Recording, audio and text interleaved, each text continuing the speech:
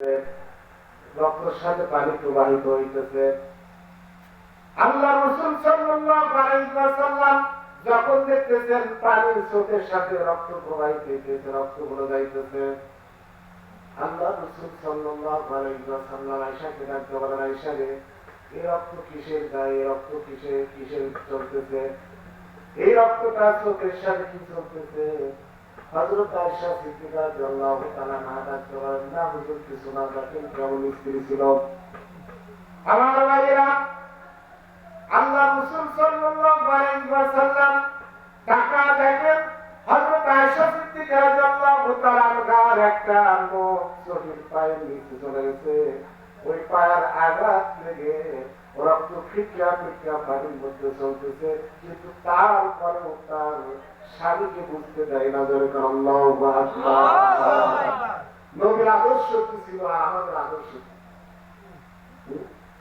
না খেয়ে তার দিন যাইতো, তাদের ফ্যামিলির দিকে টাকা দেখে। কেদারের মধ্যে আসছে যখন মরহত অবস্থায়, ক্ষুধার্ত অবস্থায় আল্লাহ রাসূল সাল্লাল্লাহু আলাইহি ওয়াসাল্লাম দিনের দাওয়াত দিয়ে তাশরীফ দিতেন, হযরত ফাতেমার হুজরার মধ্যে প্রবেশ করবেন।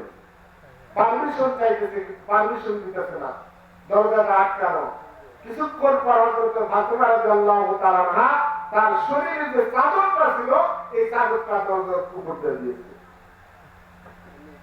আমার ভাইরা, আল্লাহ রাসূল ওই চাদরটা যখন দরজার উপর দিয়ে দেওয়া হলো, আল্লাহ রাসূল সাল্লাল্লাহু আলাইহি ওয়াসাল্লামের মেয়ে ফাতেমা রাদিয়াল্লাহু তাআলা আনহা যখন চাদরটা পরিধান করলেন, চাদরটা পরিয়া যখন বসে পড়লেন, দরজাটা খুলে দেওয়া হলো।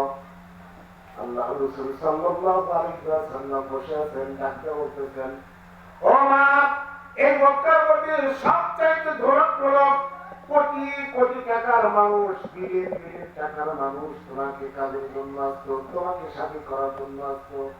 আমি শাদী নাই, তার নাম চিন্তা করতাম কোন দিন হযরত আলী রাদিয়াল্লাহু তাআলা আমার নিকট আসবেন। আমি আলীকে পছন্দ করেছিলাম, তার সাথে তোমাকে বিয়ে দিয়েছি। মা, এটাকে আমার অপরাধ নাকি আমার ভুল? হযরত ফাতেমা রাদিয়াল্লাহু আনহা, ইয়া রাসূলুল্লাহ, এটা আপনার গুণ না, এটা আপনার গুণ না। তবে শুনেন, আজকে আপনার দুই নয়, 3 দিন পর্যন্ত আমাদের চুলার মধ্যে আগুন জ্বলে না। হাসান কাঁদবে খাওয়ার জন্য, হুসাইন কাঁদবে খাওয়ার জন্য।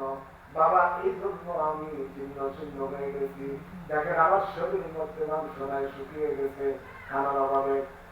আল্লাহ রাসূল সাল্লাল্লাহু আলাইহি ওয়াসাল্লাম ডাকতে বলেন, মা ফাতিমা, যেই জায়নামাজের মধ্যে বসে আছো, যেই জায়নামাজের মধ্যে বসে রইছো, ও মা, ওই জায়নামাজের একটা কানি ধরে টান দাও, কানি ধরে টান দাও, আর দেখো ওখান দিয়ে জান্নাতের হুরগুলা, জান্নাতের নহরগুলা, অর্থাৎ জান্নাত থেকে আল্লাহ রাব্বুল আলামিন স্বর্গগুলা ওখান থেকে প্রবাহিত করে দিয়েছেন। সুবহানাল্লাহ। কিতাবের মধ্যে আছে হযরত ফাতিমা রাদিয়াল্লাহু তাআলা আনহা বলেন, বাবা, এই কথাকে আমি জাস্টিফাই করার জন্য, এই কথাটাকে আমি প্রমাণ করার জন্য যখন জায়নামাজের কানটা ধরে টান দিলাম, টান দিয়ে দেখি ওই জায়নামাজের নিচে স্বর্গের নহর এবং বিভিন্ন দামদুয়া মুক্তার নহরগুলো প্রবাহিত হইতেছে। আল্লাহু আকবার। আল্লাহ রাসূল সাল্লাল্লাহু আলাইহি ওয়াসাল্লাম ডাকতে বলেন, মা,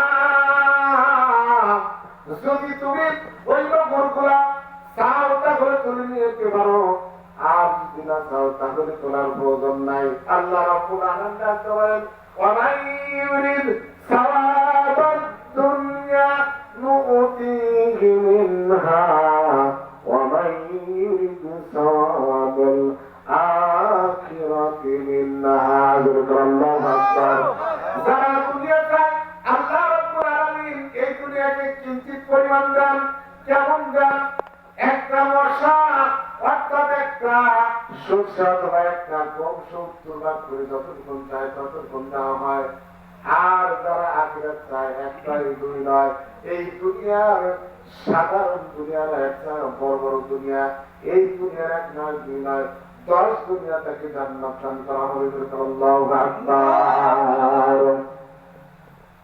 যাই হোক ভাইজান, যা বললাম এবং শুনলাম সবকিছুর জন্য আমাদেরকে আমল করার জন্য তৌফিক দান করেন। তাই সারা রাত শুনলাম, সকালবেলা ফজর নামাজ পড়লাম না, এ শোনার কোনো মূল্য নাই, কোনো দাম নাই। পদ শুনতে হবে, পদের কাজও করতে হবে। আমরা ফজর নামাজে যাবো ইনশাল্লাহ। হাত উঠা দেখান তো। আল্লাহ পাক আমাদের প্রত্যেকটা মানুষের জন্য 5 ওয়াক্ত নামাজ পড়ার তৌফিক দান করেন। সকলে